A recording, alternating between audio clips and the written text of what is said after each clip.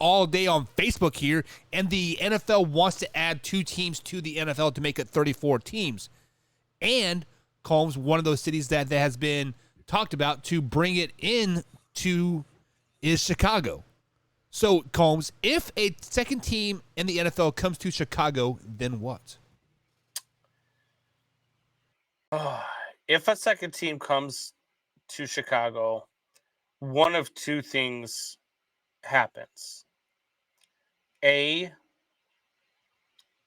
the McCaskey family sells the team, the Chicago team, because they're going to realize that there's competition and they can't just milk the money out of this cow anymore.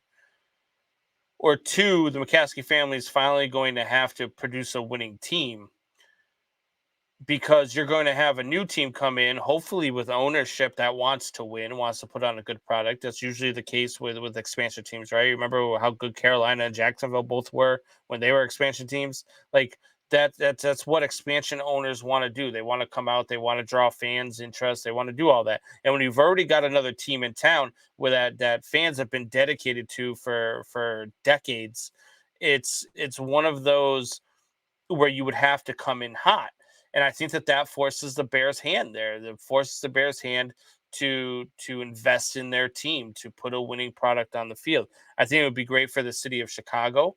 I don't think it would be as hard as a lot of people are talking about it being for them to draw fan interest in this city, because if you start putting a winning NFL product on the field, there's a lot of Bears fans, myself included, that are so fed up with the way the McCaskies treat this team that they would probably highly consider jumping ship, and a lot of them probably would.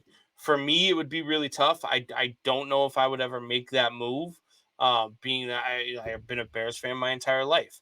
Um, I think it'd be one of those situations like I am with baseball, where I would still be a diehard Bears fan, but I would root for the other team as well if they're doing well. You know what I mean?